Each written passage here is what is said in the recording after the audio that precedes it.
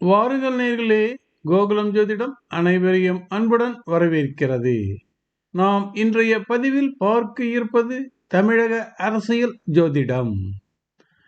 இந்திய அளவில் பாராளுமன்ற தேர்தல் வர இருக்கிறது. நாம் இப்போதைக்கு தமிழக தேர்தலில் யார் யார் தங்களுடைய வெற்றிகளை நிர்ணயிக்கப் போகிறார்கள் என்பதை அந்தந்த கட்சியின் ஜாதகத்தினை வைத்து ஆராய்ந்து பார்க்கலாம். பாருங்கள். தமிழகத்தில் சொல்லிக் கொள்ளும்படியான முதன்மையான கட்சியாக இருந்த அதிமுக கட்சி தனிப்பட்ட கட்சியாகவும் செல்வாக்குள்ள கட்சியாகவும் இருக்கிறது. அதிமுகவின் தொடக்கத்தில் எம்ஜிஆரும் பின்னர் ஜெயலலிதாவும் கட்சியினை திறம்பட நடத்தி வந்தார்கள். ஆனாலும் இப்பொழுது அதிமுக கட்சியானது தடுமாற்றத்தில் இருக்கிறது. இது எதனால் என்பதை இப்பொழுது நாம் பார்க்கலாம். அதிமுக கட்சியின் ஜாதகமானது பிறந்த லக்னம் தனுசு, லக்னத்தில் குரு ராகு, மகரத்தில் சந்திரன், ரிஷபத்தில் சனி, மிதனத்தில் கேது, சிம்மத்தில் சுக்கிரன், கன்னியில் செவ்வாய், துலாத்தில் சூரியன் புதன். தனுசு லக்னத்தில் உதயமான அதிமுக கட்சியானது லக்னத்திற்கு கடும் பாவியான சுக்கிரன் நல்லது செய்ய மாட்டார். தனுசு லக்னத்தின் மாரகாதிபதியான சனி 6ஆம் இடத்தில் அமர்ந்திருப்பதால் சனியும் இந்த கட்சிக்கு நல்லது செய்ய மாட்டார்.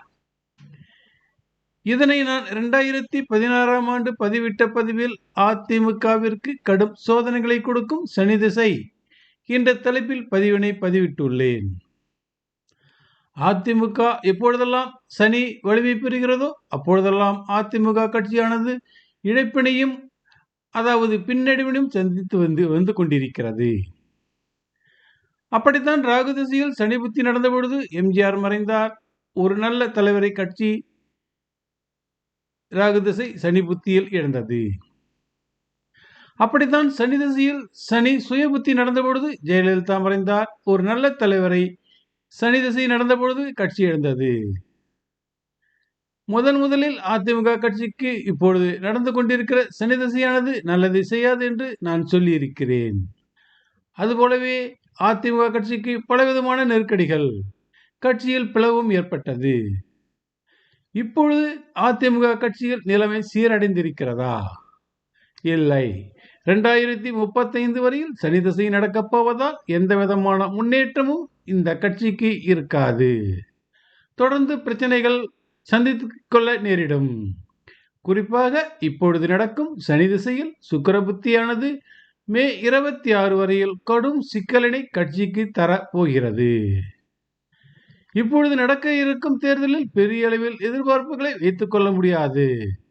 அடுத்து நடக்க இருக்கும் சட்டசபை தேர்தலானது 2026 வரப்போவதால் அப்பொழுதும் கட்சிக்கு நல்ல நேரமாக பார்க்க முடியவில்லை.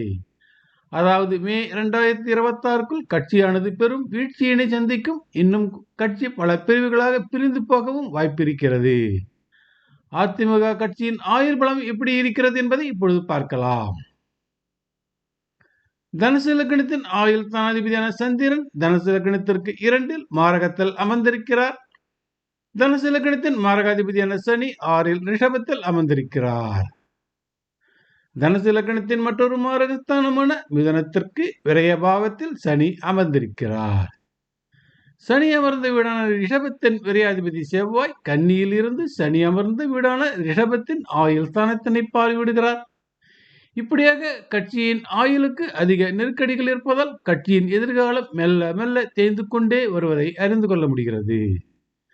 பொதுவாக வேறு எந்த திசையாக இருந்தாலும் கட்சியானது சமாளித்து விட்டிருக்கும். ஆனால் இப்பொழுது நடந்து கொண்டிருக்கிற சனி திசையானது கடுமையான பிரச்சனைகளை கொடுத்து கொண்டிருக்கிறது. இப்பொழுது நடந்து கொண்டிருக்கும் சனி திசையில் மிக மிக கடுமையை காட்டக்கூடிய சுக்கிரன் புத்தியானது மே 26 வரையில் நடக்க இருக்கிறது. நடந்து கொண்டிருக்கிறது என்றும் பொருள் கொள்ளலாம். முதலில் இந்த காலத்தினை அதாவது மே 2026 வரையிலான காலத்தினை கட்சியானது கடந்து வர வேண்டும். சனி அமர்ந்த வீடான ரிஷபத்தின் விரையாதிபதி செவ்வாய் அமர்ந்த கன்னி வீட்டின் விரயத்தில் ரிஷபாதிபதி சுக்கிரன். ஆக சுக்கிரன், செவ்வாய், சனி இவர்கள் விரைய பலத்தினை போட்டி போட்டுக்கொண்டு கொடுக்க பார்க்கிறார்கள். ஆனாலும் மே 2026 கடக்கும் பொழுது கட்சி மெல்ல மெல்ல கரைவதற்கான வாய்ப்புகளை அதிகமாக தெரிகிறது. எப்படி இருந்த கட்சி? எம்ஜிஆர் ஆளுமையில் பிரகாசித்த கட்சியானது. ஜெயலலிதா ஆளுமையில் ஒளிவிட்ட கட்சியானது இப்பொழுது கட்சி ஜாதகத்தில் சுயபலமிழந்து தடுமாறிக் கொண்டிருக்கிறது. நாம் அடுத்த பதிவில் திமுகவின் ஜாதகத்தின் பலம் மற்றும் பலவீனங்களை ஆராய்ந்து பார்க்கலாம். நன்றி, வணக்கம். மீண்டும் பிறிதொரு பதிவில் சந்திப்போம் நேயர்களே.